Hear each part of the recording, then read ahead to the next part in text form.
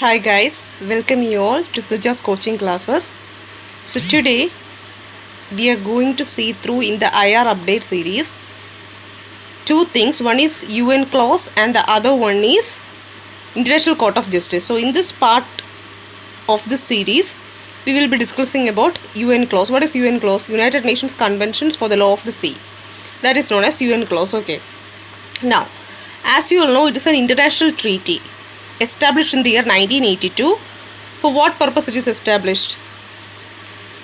It lays down some comprehensive regime of laws and order in the world's oceans and seas. For what? Establishing rules governing all the uses of the oceans and the resources. For that, this particular international treaty was adopted and signed in the year, as I told, in 1982.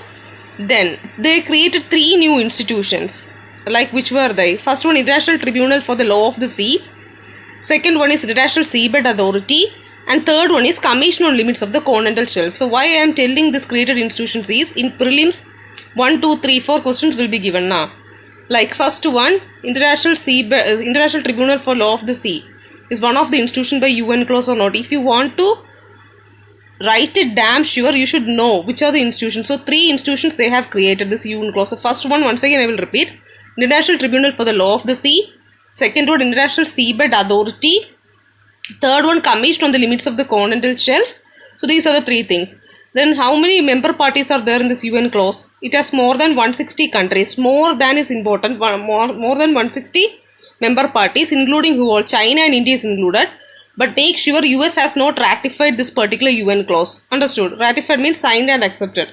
So US is an exceptional case in this treaty regarding UN clause. You have to be very careful because they will confuse you with such countries' statement and all. Okay. So that's regarding this series. Wait for the next part in which we will be discussing about the International Court of Justice. Thanks for watching my video sessions. Stay safe, take care and bye.